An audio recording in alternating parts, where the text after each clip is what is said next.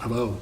Welcome to the messy middle of the holiday season. We're right smack dab in between Christmas and New Year's in the, abyss of low productivity, high energy, a lot of fun.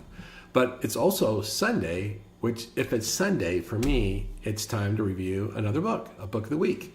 In getting ready for this book week, I have to tell you I had some conflict because today is my wife's birthday. My wife Belinda, it's her birthday today.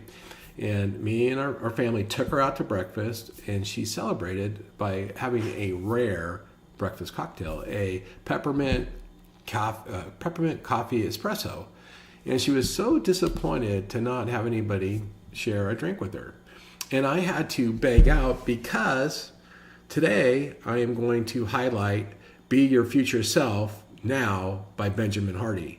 And I said, what would that really say about my future self if I started drinking at 8 in the morning before working or before doing videos? I think it'd portend poorly for the future of me, and so I had to abstain. That's the sacrifices I make for these book reports on Sunday. So, as I mentioned, I'm going to talk today about Dr. Hardy's book. He wrote this in 2022. Here's a copy of the cover, as well as a copy of the table of contents. This, I think, was the third book that he wrote by himself. He also wrote Willpower Doesn't Work, as well as Personality Isn't Permanent. But his most popular books are by far the ones he wrote with Dan Sullivan, which are Who, Not How, and then The Gap and the Gain, and then most recently, 10x is easier than 2x. And all those are wildly successful books. Now, I have to tell you, this is the third book I've highlighted of Ben's this year. I've done The Gap and the Gain. I've done 10x is easier than 2x. So this is my third one. And of the three, this was my least favorite. Not that it was not good, not that it wasn't valuable. It just, maybe I've had enough of Dr. Hardy this year. But to Be Your Future Self Now, it's about a 5.5 hour Audible. I think it's only 270 pages or something. I listened to the Audible twice while I was wrapping gifts before Christmas. Yeah, I was helping out with holiday stuff, and I listened to it twice. So I was in my little Christmas village, and so there you go. I listened to it, a week and a half ago, 2 weeks ago. I just haven't had a chance to review it. And here's what the book boils down to. It's this. What Dr. Hardy, what Ben's trying to get us to do is to evolve from believing in determinism. That is, our future determines, our past determines our future. Our past determines who we are. And instead, what we need to think about is we need to think about our past does not dictate our future actions today or our behaviors. Instead, and I love this one thought, and this is the main thought of the book, right? We can be pulled forward to our future by a clearer vision of what we want to be. That's right. If we just conceive of who we want to be, then we can become that person. That's what this whole book about Be Your Future Self Now is.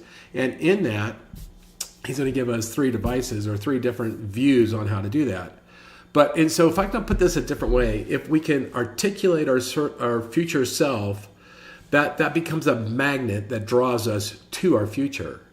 Right? It becomes our personal growth engine. It becomes the fuel that drives us, right? So, and when we do this, by the way, we can envision our future self and we start to become that person. It affects who we are in the moment today, or our quality of life today, our behaviors today. And that we start to transform into the person we want to be in the future now, right? If we can just manifest that thought. So that's what the book is about, right? And so when we know who we want to be in the future, it affects everything. We start to make decisions. Does this decision get me closer to who I want to be or further away, right? And when we do that, what happens is we start to reverse engineer our desired outcome. If I want to be lean and fit, what will it take me to be lean and fit in the future? These are the steps I have to take. I will start naturally selecting those steps. So I'm changed in the moment and I'm transforming to the future. Right? And so what he says, kind of, an easy way to explain is neuroscientists now agree that the brain is essentially a prediction machine. It's like AI. It's a prediction machine guiding behavior toward the expected future. So what that means is if we see it in our minds, we can become it. That's what it means. Now, so there's, as I mentioned, there's three main sections of this book. And the book is really an action plan, a roadmap of how to become the future self. And there's three things. There's the part one, which is threats to our future self, those things that will derail us from achieving our future self. Two is truths about our future self, things we have to understand. And that's how do we create the vision of our future self. Those are the truths. And then the third part is steps for being your future self. So it's threats, truths, and steps. Each one of those has seven topics, right? So I'm not going to go through all 21 topics. You can read the book or listen to the book. It's easy to read. Dr. Hardy narrates the book like he has the other two books I've listened to. But let's just talk about each. Let's talk about each part, a summary of each part, and then I'll give some overviews, and we can get on to the messy middle of the holidays.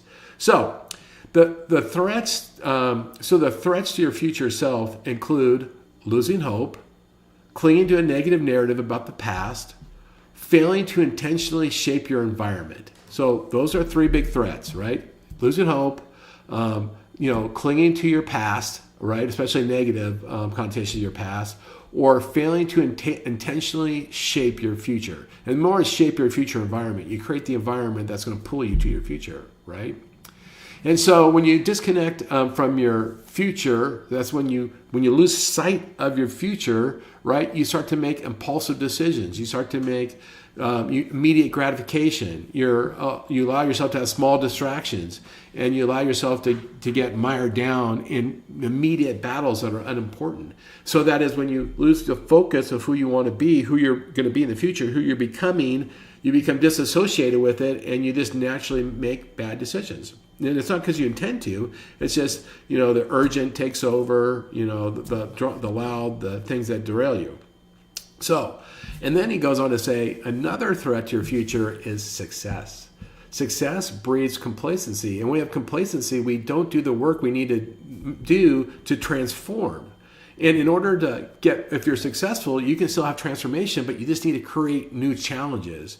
You need to keep increasing your aspirations, right? You have to keep growing. You have to be willing to step into uncertainty. So those are the things that threaten our future self. We have to avoid the things that threaten our future self. And then there's some truths about our future self, and this was really interesting. The best way to put it is, our future self is going to be something totally unfamiliar to us, something that we can't perceive today. So even though we can try to visualize who it is, it's a process. It's a road. It's going to take time. So even it's going to evolve, and we'll keep evolving, and our future self will keep improving. So the way he says this about the truth about your future self, you just have to continue to have detailed visions of who you're going to be to create the fastest progress to becoming that person. Because remember, when you have that vision, it will pull you forward. It will pull you towards the growth that you need, right? And then what happens is you start to define your success by aligning your current choices with what will get you to your future self faster, right? And then I love this, your failure as your future self is more valuable than success as your current self. Right? So, having success clinging to who you are today isn't the best for you. Even failing to become who you should become tomorrow is a much better outcome. Failure in becoming the future versus success in the current, right? And so in this road to transformation to your future self, you need to just continually pursue authenticity. You need to leverage your beliefs and your spirituality. And he has a whole chapter on spirituality, which you can check out, how spirituality can only be a guidepost and an anchor, but it will help propel you towards who you think you should be in the future. And then all of this then serves as the foundational principles for intentional transformation. So that's part two. Part three, okay, so we know what to avoid. We now know how to create the image. What are the best practices, what can we do to get to achieve our future self, right? And that's part three. And in part three, the first, and I don't fully grasp this, but clarifying a contextual purpose tied to your current life phase, right? And that is what my perception of what that means is, Why do you want to become who you want to become? That's the contextual purpose. And that then will help draw you towards it, right? That will give you that passion to make that transformation, right? And then, you know what the thing is, you got to eliminate lesser goals. Like your goals have to be big to become your future self. If your goals are small, they'll maintain your current self. And then you have to have a lot of confidence in achieving your goals. And you can have confidence by clearly articulating your desires. And then he goes into a process, and he ties this into the kind of 10X, but in 2X books, about once you have a clear vision of what you want to do and you set your goals to do it, that you have to start to create systems that assist you getting there, including automating as much as you can. Automating your progress is what he says, right? And so practical steps include scheduling actions aligned with your future self and prioritizing consistent effort over perfection. This is really important. Do something versus try to do something perfectly. Just do a lot of stuff. Just keep trying to become yourself, right? And he says aggressively complete imperfect work, right? Which underscores the need for bold action and iteration. Now, I will tell you in this part 3, and listening to the book, Dr. Hardy gets almost animated. You know, he gets louder and more demonstrative, and he just really pleads, you have to do this, become yourself. It's different than his other books he's read. He really kind of got into reading of this, and in some points, I wouldn't say got carried away, but definitely sounded different, which is really interesting. So here's some key takeaways, and we'll wrap this thing up. 1, articulating your future self can be the driving force that draws you forward to achieve that. Be bold and specific. We talked about that.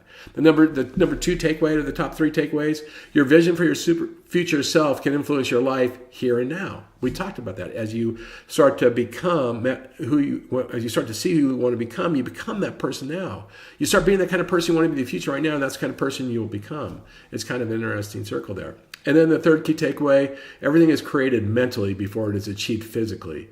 Visualize and articulate your future self, and you have to start growing that way. The future can and will pull you forward. And that's the overwhelming thing. If you can say one thing, the future can and will pull you forward. If you can envision it, visualize it, and concentrate in it, it will pull you forward. Right? And so I'll wrap up with some comments with Dr. Hardy. These are straight from him. It's one of the paragraphs. Oh, I got to share one other thing with you. The science of intentional transformation states that once you're clear and committed about what your future self looks like, and then start noticing only those things that will take you in that direction, you start becoming your future self simply by having a clear vision. It's feasible to achieve higher and higher goals in the future if you're intentional and committed. I want to show one bonus thing, and then we will be done. There is a PDF companion to the Audible book, and here's what it looks like right here. It's pretty cool. It highlights, it's 56 pages, and it gives you kind of like, much like in the 10X is greater than 2X, it kind of helps you understand the main concepts of the book. Easy to read through, something to go back and reflect upon in the future. With most of these, I'll show you some. There are some really good quotes. That's the author right there, or his daughter, I think. But there's really good quotes. So here's when we get into parts, part 1, part 2, part 3. But notice under each of these, he has a quote. So under each of the 7 parts, say in the threads, he has a part this is from Seth Godin. The next one, he has a quote from Paul Arden. It just is another way for us to understand the content of the book. So don't miss the PDF. And I'm certain, by the way, you can Google this and get the PDFs on your own. I'm pretty confident that you can. So with that being said, I really appreciate you guys spending time with me today. I thought this book was appropriate as we start to head towards the New Year's or making New Year's resolutions. And that was almost, I might have that concept. I might share that concept. What is a New Year's resolution? That would be a fun thing to talk about. Maybe tomorrow or the next day. So anyway, thanks for spending some time with me. I hope you got something out of it. This is an easy listen to. It's only a couple of 2 or 5.5 hours. Give it a try. It's a good book. Hopefully, the timing's right for this book. With that, have a great Sunday. Thanks for checking me out.